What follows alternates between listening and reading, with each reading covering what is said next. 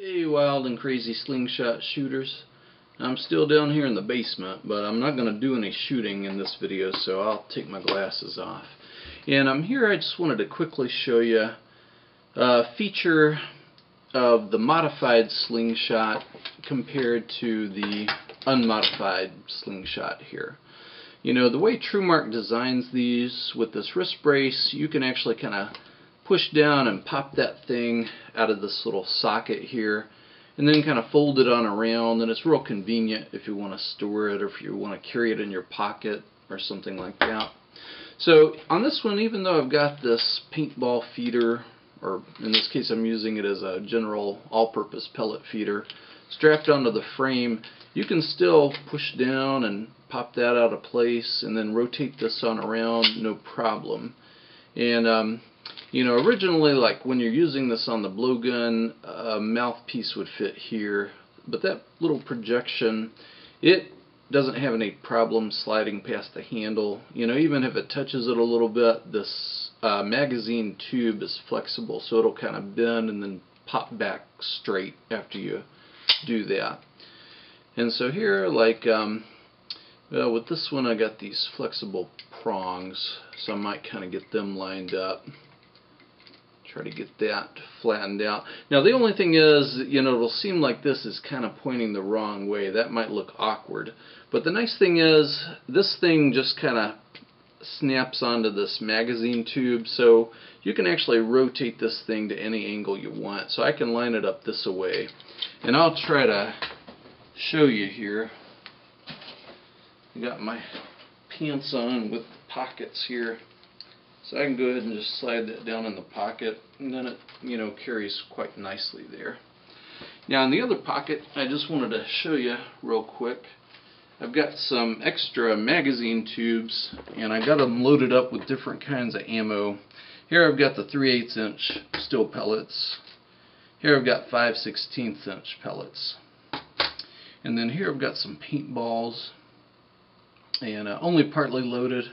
I'm kind of low on the 40 caliber paintballs, but like I said before, for a slingshot I really recommend using 50 caliber paintballs. They burst a lot more easily at slingshot speeds.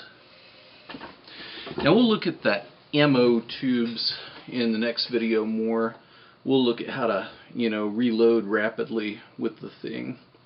But here, let's see. Just kind of looking more at the features with this.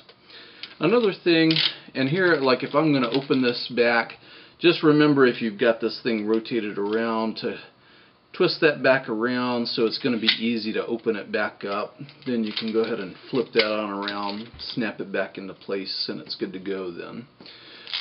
Another nice thing that you can do with this setup with the TrueMark slingshots, or if you've got other slingshots where you can snap the frame off like this.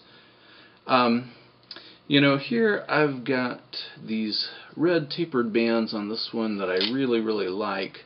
They just got a nice light draw weight, but they still have a good snap to them. But these are starting to get kind of old, and I think they're going to tear near the pouch quite soon.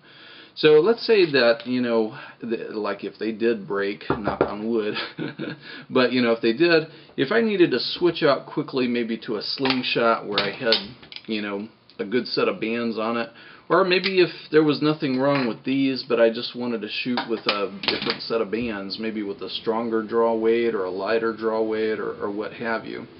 You know, with these, the TrueMark slingshots, the handles and the frames are pretty much identical, so it's pretty easy just to take this thing, prise those prongs apart a little bit and snap it right off of this. And then here I can do the same thing with this. I can snap those apart, take it off the frame pretty quick. So then, now if I want to put it on this one, and I have a tendency sometimes to get this upside down when I do this, but here hopefully I'll get it correct here. So I just get that lined up there, get that lined up there. Let's see if it's going to snap into place here. Okay, it looks like it did. And sometimes when you do this, you may want to like kind of spring it down and then spring it back into place just to make sure those prongs get back down into these these holes here securely so that it's good and secure. But now I've got it switched over to this Slingshot, so it's good to go. Now I can use that. And if I want to switch back to this one, you can see it just takes a few seconds on it. So anyway, next time we'll look at the rapid loading and speed loading with like the magazine tubes, and also just some reloading techniques to make it easier to use. So thanks for watching.